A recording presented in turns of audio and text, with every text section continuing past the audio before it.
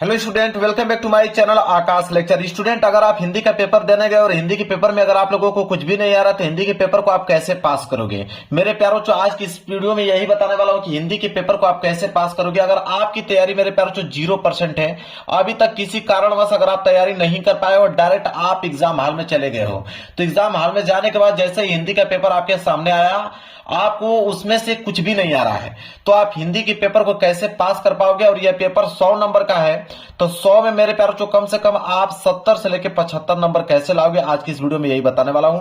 हर साल वीडियो बनाता हूं मेरे प्यारों, जाके आप चैनल पे देख लीजिएगा। अगली साल वीडियो बनाया था, 2 मिलियन बच्चों ने उस वीडियो को देख के गया था। बहुत सारे बच्चों का कमेंट था कि नहीं सर, आपका जो ट्रिक था काफी हेल्पफुल ट्रिक था और उस ट्रिक की मदद से हम लोग पास हो पाए हैं। और फिर से यही बात बताना फिर से चाहूंगा कि यह ट्रिक वही लड़का लगाएगा जिसके तैयारी 0% है, जो कुछ भी नहीं लिख सकता है, वह इस ट्रिक की मदद से मेरे प्यारों 70 से लेकर 75 नंबर आसानी से गेन कर सकता है। मेरे प्यारों, चाहे आप क्लास 10th में हो चाहे आप क्लास 12th में हो, दोनों विद्यार्थियों के लिए यह वीडियो सबसे ज्यादा इंपॉर्टेंट है। और यह पेपर है मेरे पास, देख पा रहे 2026 का, वो भी सामान्य हिंदी का पेपर है, क्लास 12th का पेपर है। और क्लास 12th के पेपर को मैं यहाँ पे खुद बोर्ड एग्जाम की कॉपी पे सॉल्व करके दिखाने वाला हूं, पूरा का पूरा क्वेश्चन, बिना कुछ पढ़े बिना कुछ याद किए, केवल व केवल ट्रिक से।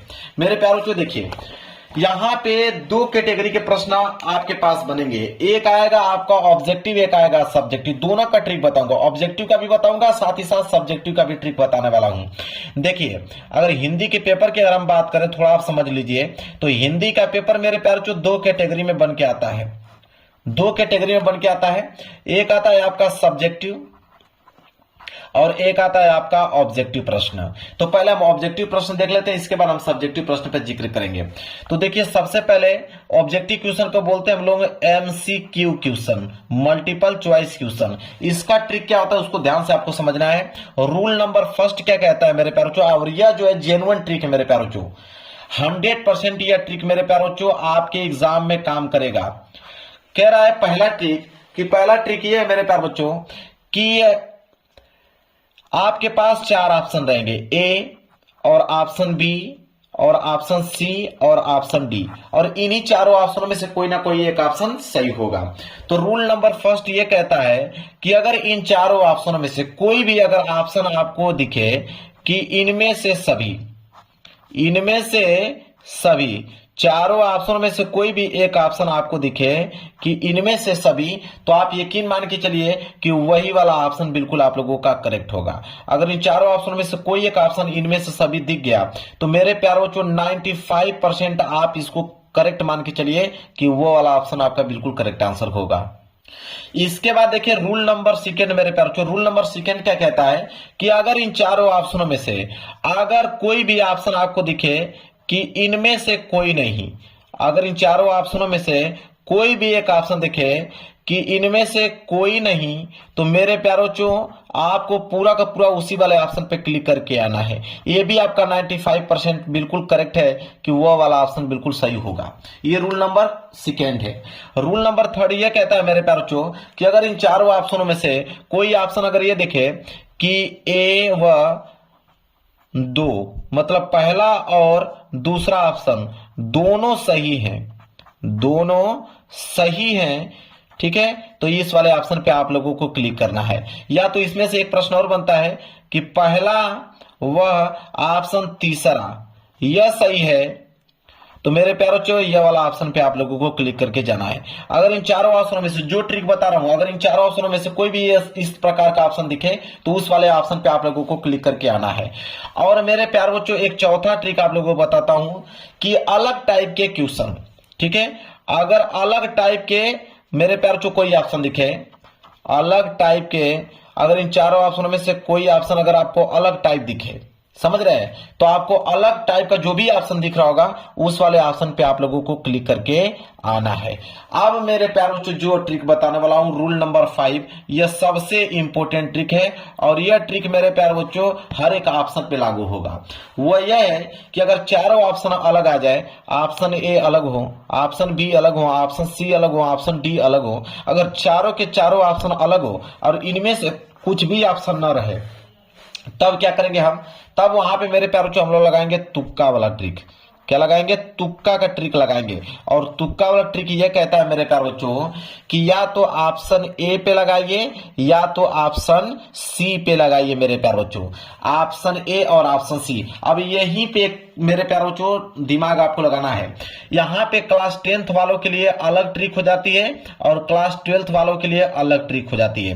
क्लास 12th वाले बच्चे जब चारों ऑप्शन अलग हो तो क्लास 12th वाले बच्चों को ऑप्शन बी और ऑप्शन सी पे, ऑप्शन बी और ऑप्शन सी पे मेरे प्यारे बच्चों वहां पे क्लिक करना है, या तो ऑप्शन बी या तो ऑप्शन सी।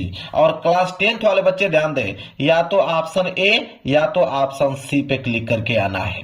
तो क्लास 10th वाले बच्चे जब हिंदी का पेपर देने जाएंगे तो उनमें जो वो विकल्पीय प्रश्न आएगा तुक्का लगाने का, तो या तो ऑप्शन ए पे लगाएंगे या तो ऑप्शन सी पे लगाएंगे। और क्लास 12th वाले बच्चे या तो ऑप्शन बी पे लगाएंगे या तो ऑप्शन सी पे लगाएंगे। इस बात को नोट कर लेना मेरे प्यारे बच्चों, यह एक जेन्युइन मेरे प्यारे बच्चों ये ट्रिक है मेरे प्यारे बच्चों, किसी भी सब्जेक्ट में काम करेगा ये ट्रिक। यह है ऑब्जेक्टिव प्रश्न का। अब हम बात करेंगे सब्जेक्टिव प्रश्न का। और ये जो पेपर आप लोगों के सामने में दिखाया हूं इसको पूरा का पूरा सॉल्व करके एक एक प्रश्न का मैं ट्रिक आपको बताऊंगा कि कोई भी प्रश्न आ जाएगा तो उसमें कौन सा ट्रिक काम करेगा। देखिए बहुविकल्पीय प्रश्न यहाँ पे हो जाता है मेरे प्यारे बच्चों समाप्त, और यहां से होगा आप लोगों के सब्जेक्टिव प्रश्न। ठीक है, अब यहां से मैं आपको पूरा एक एक प्रश्न को मैं सॉल्व करके दिखाने वाला हूं। चलिए मेरे प्यारे बच्चों देखिए, प्रश्न तीसरा अगर आपको करना है तो करने का तरीका समझ लीजिए कि किस प्रकार लिखोगे कि एग्जामिनर को मालूम चले कि बिल्कुल करेक्ट लिखा है। तो तीसरा प्रश्न अगर आपको करना है तो मेरे प्यारे बच्चों आपको हेडिंग डालनी पड़ेगी। हेडिंग में आपका रहेगा प्रश्न उत्तर संख्या तीसरा। ठीक है, अगर तीसरा प्रश्न कर रहे हो तो आप लिखोगे मेरे प्यारे बच्चों कि प्रश्न उत्तर संख्या तीसरा। हेडिंग आपकी बिल्कुल सही सही होनी चाहिए और अच्छी राइटिंग में होनी चाहिए। तो प्रश्न उत्तर संख्या तीसरा मैंने यहां पे डाल दिया, ध्यान दीजिएगा। अब इसमें मेरे प्यारे बच्चों आपको करना है कि स्केल की सहायता से इसके नीचे आप लोगों को कर देना है अंडरलाइनिंग। हर एक प्रश्न का ट्रिक बताऊंगा मेरे प्यारे बच्चों, कोई भी प्रश्न छोड़ने वाला नहीं हूं, इस बात को आप नोट कर लीजिए। अब यहाँ पे स्केल की सहायता से अंडरलाइन आपने कर लिया। तीसरा प्रश्न यह है कि दिए गए गद्यांश पर आधारित निम्नलिखित प्रश्न के उत्तर दीजिए। अब ये गद्यांश 10 नंबर का है और क्लास 10th वाले बच्चे आप में गद्यांश 6 नंबर का रहेगा। और गद्यांश का जो मैं ट्रिक बताऊंगा वो दोनों में काम करेगा, चाहे आप क्लास 10th का गद्यांश सॉल्व कर रहे हो चाहे आप क्लास 12th का गद्यांश सॉल्व कर रहे हो, दोनों में ट्रिक काम करेगा मेरे प्यारे बच्चों, क्योंकि गद्यांश सॉल्व करने का एक ही तरीका होता है। कौन सा, समझिए। अब मेरे प्यारे बच्चों इसमें दो गद्यांश दिया है, या तो आप ऊपर वाला कर लीजिए, ऊपर वाला नहीं करना चाहते हैं तो अथवा करके दिया है नीचे वाला कर लीजिए। अब दोनों में से कोई एक ही आपको सॉल्व करना है। अब आप पे डिपेंड करता है कि ऊपर वाला सॉल्व करना चाहते हैं या नीचे वाला। अगर ऊपर वाला सॉल्व करना चाहते हैं तो उसके लिए आपको संकेत लिखना पड़ेगा, चाहे ऊपर वाला कर रहे हो चाहे नीचे वाला, संकेत दोनों में कंपलसरी है। अब बहुत सारे बच्चों के दिमाग में आएगा कि संकेत क्या होता है, समझिए। संकेत लिखना काफी कंपलसरी मेरे प्यारे बच्चों। संकेत कैसे लिखा जाता है उसको समझिए। संकेत लिखकर इसके नीचे अंडरलाइन कर देना, ये हेडिंग हो गया। संकेत लिखने का तरीका ये होता है मेरे प्यारे बच्चों, जैसे मान के चलिए कि यह वाला गद्यांश आप कर रहे हो तो संकेत लिखने का यह तरीका है कि शुरू के कुछ लाइन लिखो, जैसे मातृभूमि पर निवास, यहां तक लिख लिया। इसके बाद डॉट डॉट डॉट करते जाइए, लास्ट लाइन क्या है, पुत्र है, उसको लिखना है। जैसे मैं भी लिख के दिखाऊंगा भी, और भी ब्लैक पेन से लिखना है, इस बात को ध्यान रखिएगा। तो क्या था, मातृभूमि पर, तो आप लिखिएगा आप लोग कि मातृ भूमि पर निवास, मातृभूमि पर निवास। इसके बाद डॉट डॉट करना और लास्ट की लाइन लिखना है। लास्ट लाइन क्या था कि पुत्र है, लास्ट की लाइन है मेरे प्यारे बच्चों कि पुत्र है, तो पुत्र है, इसके बाद खड़ी पाई। अब इससे एग्जामिनर को मालूम चल जाएगा कि आपने कौन सा गद्यांश किया है, ऊपर वाला किया है या नीचे वाला किया है, संकेत से वो समझ जाएगा। अब यहाँ पे गद्यांश को आपको पढ़ लेना है एक बार अच्छी तरीके से। गद्यांश को पढ़ने के बाद इसके नीचे 5 प्रश्न है। क्लास 10th में 3 प्रश्न रहेगा, ये क्लास 12th का पेपर है, इसमें 5 प्रश्न है। इसमें भी 2 के हिसाब से 6 नंबर मिलता है और इसमें 2 के हिसाब से 10 नंबर मिलता है। तो देखिए 10 नंबर का है क्योंकि क्लास 12th का पेपर है, और क्लास 10th में 6 नंबर का रहेगा क्योंकि उसमें 3 प्रश्न होते हैं। अब 5 प्रश्नों को सॉल्व करना है। पहला है कि पाठ का शीर्षक और लेखक का नाम लिखिए। तो पाठ उसका शीर्षक और लेखक का नाम लिखिए, उसे हम लोग बोलते हैं संदर्भ। जिसमें हम लोग पाठ के शीर्षक और लेखक का नाम बताते हैं उसे हम लोग क्या बोलते हैं मेरे प्यारे बच्चों, संदर्भ बोलते हैं। मतलब संदर्भ लिखने का बात कहा हुआ है और संदर्भ दोनों में सेम ही होता है, लिखने का तरीका समझिए। तो आप पहला वाला प्रश्न कर रहे हो तो आप यहाँ पे पहला डालोगे, याद रहे एक लाइन का गैप छोड़कर। पहला वाला क्या है प्रश्न आपका कि आपको संदर्भ लिखना है, तो संदर्भ लिखना है तो सबसे पहले आप हेडिंग डालोगे संदर्भ का। ये आपने हेडिंग डालिया, स्केल की सहायता से इसके नीचे आप अंडरलाइन कर दीजिएगा। संदर्भ लिखने का तरीका क्या होता है मेरे प्यारे बच्चों, उसको समझ लीजिए आप लोग। सबसे पहले लिखोगे कि प्रस्तुत गद्यांश, लिखोगे कि प्रस्तुत गद्यांश, ये आप नोट कर लो, चाहे आप क्लास 10th में हो चाहे 12th में हो। लिखोगे कि प्रस्तुत गद्यांश हमारी पाठ्य पुस्तक, क्योंकि गद्यांश सॉल्व करो तो गद्यांश लिखोगे कि प्रस्तुत गद्यांश हमारी पाठ्य पुस्तक, प्रस्तुत गद्यांश हमारी पाठ्य पुस्तक। अब हिंदी है तो आप हिंदी को ब्लैक पेन से लिखिएगा, सिंगल इन्वर्टेड कमा अंदर उसको क्लोज कर दीजिएगा, तो ऐसे लिखेगा हिंदी प्रस्तुत गद्यांश हमारी पाठ्य पुस्तक हिंदी के।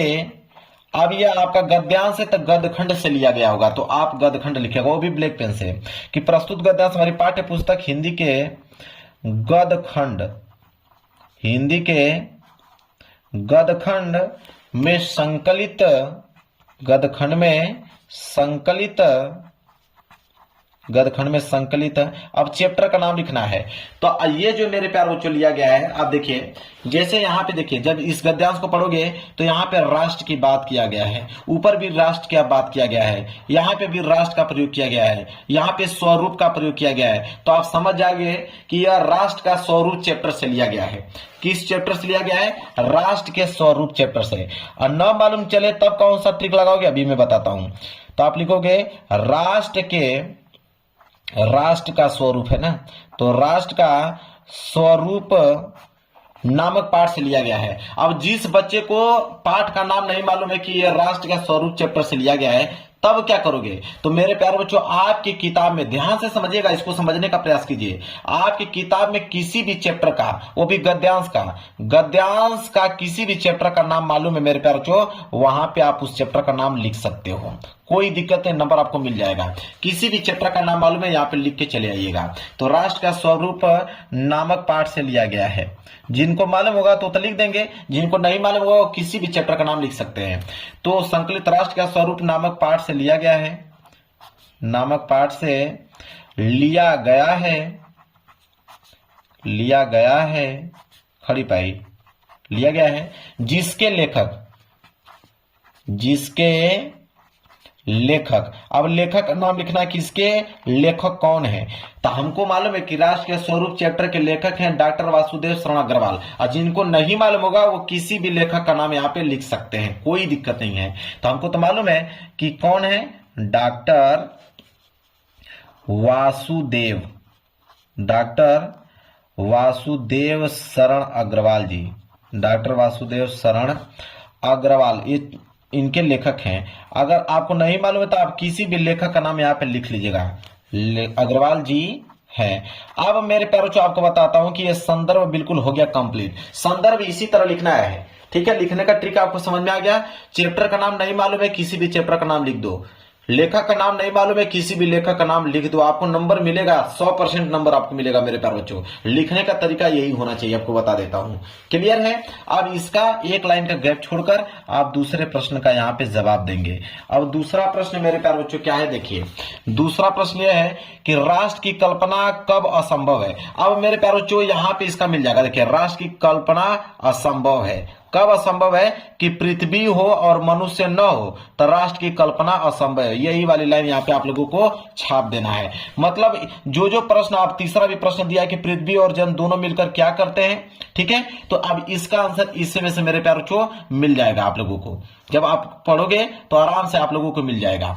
अब बोला है पृथ्वी कब मातृभूमि की संज्ञा प्राप्त करती है। जैसे इसको पढ़ोगे, इसमें से खोजोगे, आपको तुरंत आंसर मिल जाएगा। मेरे पास समय नहीं है तो मैं ढूंढ के तुरंत इसका आंसर लिख के दिखा देता अभी आप लोगों को, जैसे मैंने इसका आंसर बताया।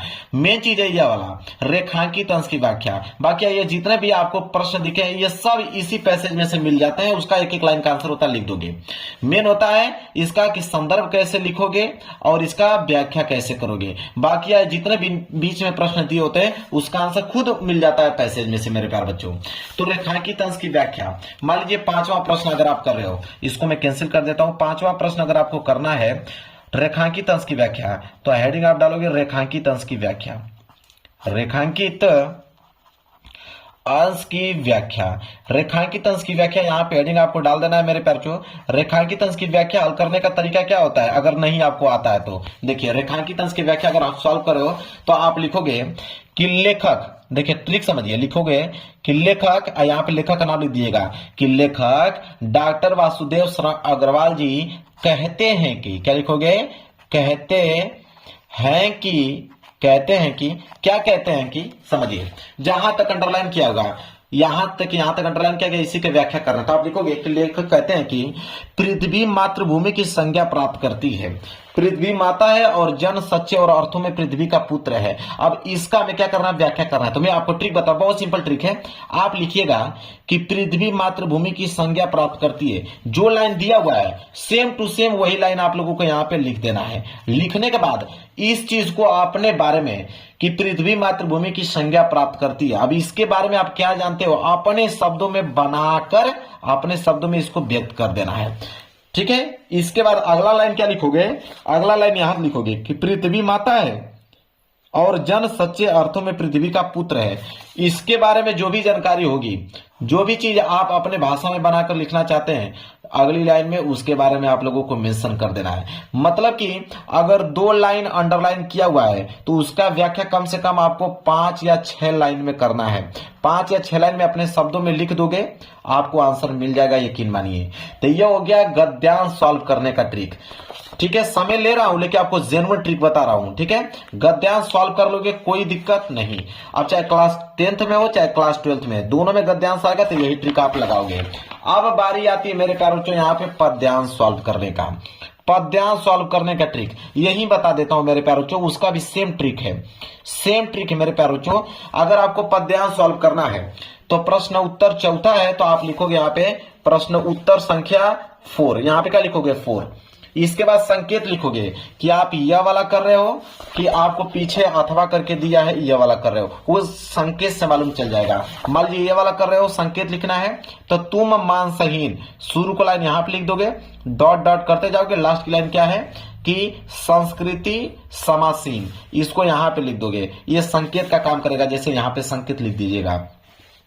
इसमें भी मेरे पास जो 5 प्रश्न है, इसमें भी 5 प्रश्न है। पहला प्रश्न बोला है कि उपयुक्त पद्यांश का संदर्भ लिखिए, तो संदर्भ यहाँ पे हेडिंग डालोगे, लिखोगे क्या कि प्रस्तुत। अब यहाँ पे गद्यांश था तो आप यहाँ पे पद्यांश लिखोगे, बस यहाँ पे पद्यांश, क्योंकि पद्यांश लिख रहे हो, लिखोगे प्रस्तुत पद्यांश हमारी पाठ्य पुस्तक हिंदी के। अब यहाँ पे गदखंड है तो यहाँ पे कर दोगे पदखंड, क्या कर दोगे, पदखंड। ठीक है, तो हिंदी के पदखंड में संकलित। अब चैप्टर का नाम मेरे प्यारों जो आपको नहीं मालूम है, जैसे मान के चलिए मुझे तो चैप्टर का नाम मालूम है कि यह बापू के प्रति नामक कविता से उद्धृत है। अगर आपको नहीं मालूम है तो यहाँ पे किसी भी चैप्टर का नाम लिख दीजिएगा। नामक पाठ से लिया गया है जिसके लेखक, ठीक है। अब लेखक नहीं होते मेरे प्यारों, ठीक है, पद्यांश के कवि होते हैं। पद्यांश को क्या लिखता है, कवि लिखता है, इस बात को ध्यान में रखिएगा। लिखेगा जिसके कवि, तो जिसके कवि कौन है, तो हमको तो मालूम है कि सुमित्रानंद पंत जी हैं, तो यहाँ पे लिखेंगे हम लोग सुमित्रानंद पंत जी हैं। अगर आपको नहीं मालूम है कि सुमित्रानंद पंत जी हैं तो किसी भी कवि का नाम यहाँ पे मालूम होगा या कवित्री का नाम मालूम होगा, यहाँ पे आप नाम मेंशन कर दीजिएगा, काम हो जाए। ये है यहाँ पे किसी भी पद्यांश का संदर्भ लिखने का तरीका, ठीक है। इसी तरह रेखांकित अंश की व्याख्या, तो रेखांकित अंश का व्याख्या सेम ट्रिक लगेगा, जो मैंने गद्यांश से बताया सेम टू सेम ट्रिक लिखेगा। अब आगे का जो प्रश्न आप दिख रहे हो, ये सब प्रश्नों का उत्तर इसी पैसेज में से मिल जाता है मेरे प्यारों, कहीं ढूंढने की जरूरत नहीं पड़ता है। क्लियर है? तो गद्यांश और पद्यांश कुछ भी याद करने के लिए बोला हूं, कुछ भी नहीं, सेम टू सेम पेपर से इस सारा का सारा प्रश्नों का जवाब आप दे पाओगे मेरे प्यारे बच्चों। क्लियर है, समझ में आ गया?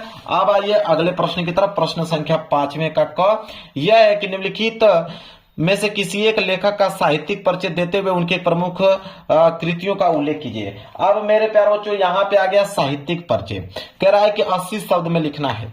बहुत सिंपल है मेरे प्यारे बच्चों, यहाँ पे एक काम करना है आप लोगों को मेरे प्यारे बच्चों। जैसे बोला है कि हजारी प्रसाद द्विवेदी जी, बोला है पंडित दीनदयाल उपाध्याय, यहाँ बोला है वासुदेव अग्रवाल जी।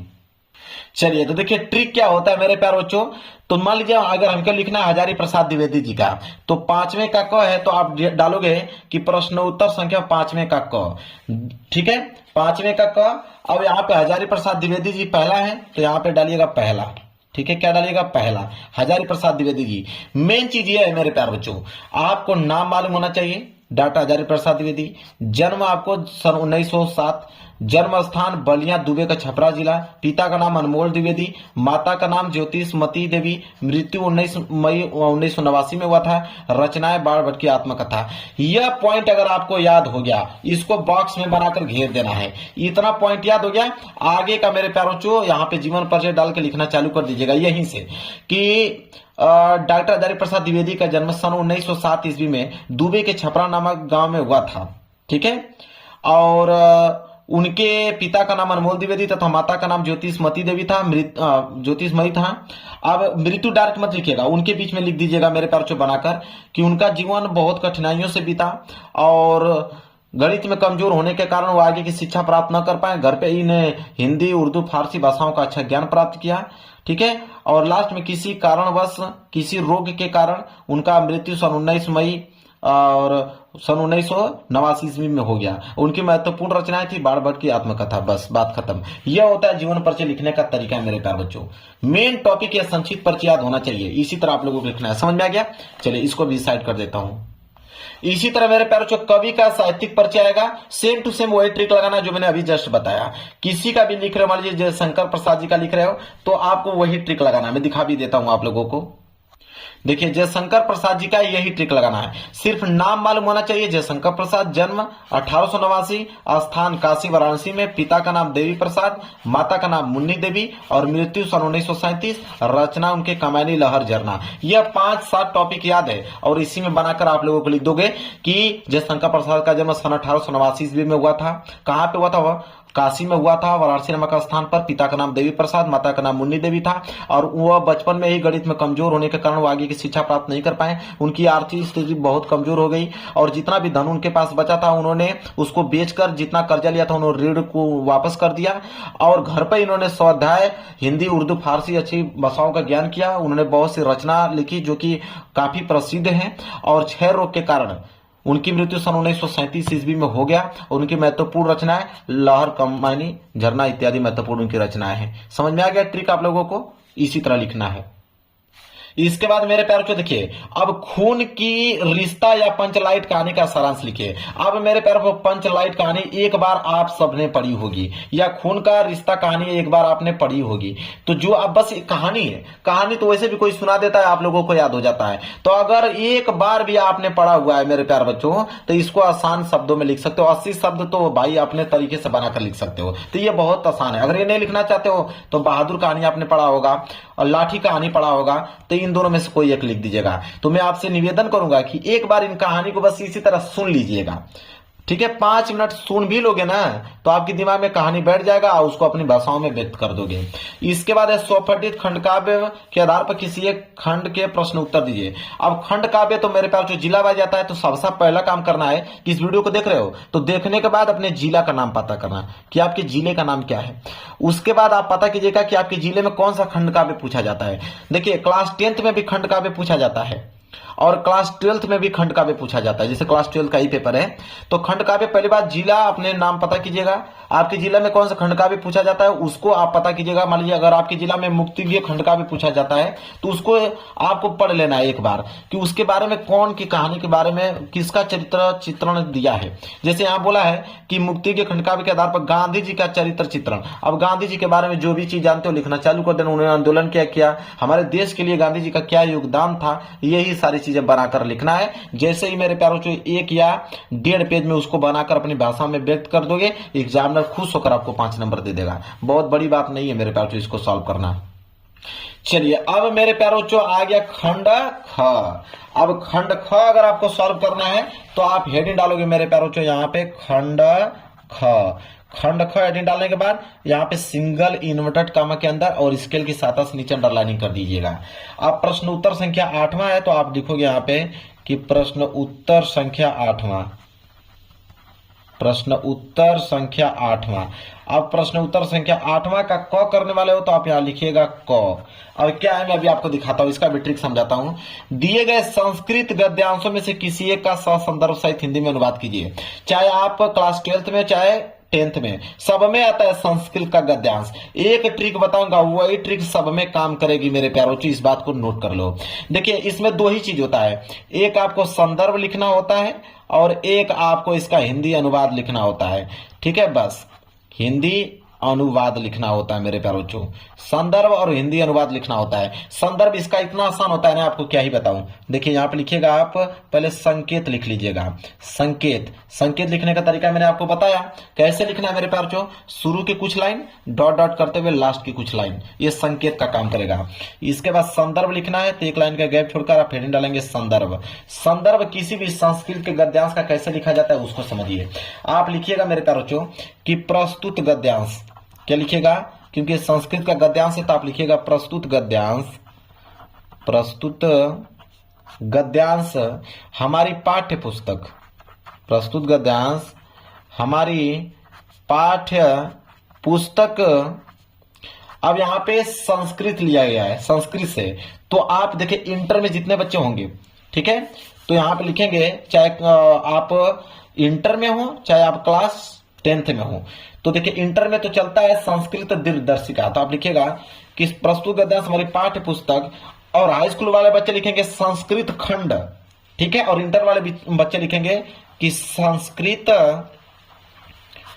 दीर्घदर्शिका, संस्कृत दीर्घदर्शिका के। अब चैप्टर का नाम लिखना है तो किसी भी चैप्टर का नाम लिख लीजिए, जैसे मैं यहां पे लिख देता हूं आत्मज्ञ, ठीक है, आत्मज्ञ एवं सर्वज्ञ, आत्मज्ञ एवं सर्वज्ञ नामक पाठ से लिया गया है, नामक पाठ से उद्धृत है, चाहे नामक पाठ से लिया गया, ऐसे लिख सकते हो, लिया गया है। बस इतना ही आपको मेरे प्यार जो संदर्भ में लिखना होता है और कुछ नहीं। अब हिंदी अनुवाद तो यहां पे लिखिएगा आप एक लाइन का गैप छोड़कर हिंदी अनुवाद, हिंदी अनुवाद यहाँ पे मेन हेडिंग हो जाएगी। अब उसका जितना भी संस्कृत में दिया हुआ है इसका आपको हिंदी अनुवाद करना है। अब आपको कुछ भी समझ नहीं आएगा कि इसका मैं अनुवाद क्या करूं, कोई दिक्कत नहीं है। अनुवाद करने के लिए आप संस्कृत का ये गद्यांश देख रहे हो मेरे प्यारे बच्चों, ये संस्कृत का ये वाला गद्यांश है, बीच में से कहीं उठाकर मेरे प्यारे बच्चों, जैसे मान लीजिए यहाँ पे दूसरे शब्दों में यहाँ पूरी लाइन, ये पूरी लाइन देख रहे हो ना, यहां से लेकर, और मैं पीछे और दिखा देता हूं मेरे प्यारे बच्चों जहां तक दिया है, ठीक है, यहां तक, इसका पूरा का पूरा आप लोगों की सेम टू सेम यही वाली चीजें जो है आपको वहां पे छाप देनी है मेरे प्यारों, हिंदी अनुवाद में। अगर आपको कुछ नहीं आ रहा है तो वो ट्रिक आप लगा सकते हो और अपने तरीके से भी कुछ बनाकर लिख देना कि कम से कम 7 से लेकर 8 लाइन तक आपका कंप्लीट हो जाए और एग्जामिनर सोचेगा कि आपने हिंदी अनुवाद लिखा है। आपको नंबर पूरा का पूरा मेरे प्यारे बच्चों आपको वो दे देगा, एक नंबर चा कभी नहीं काट सकता है। तो संस्कृत का गद्यांश करना आपको मालूम चल गया।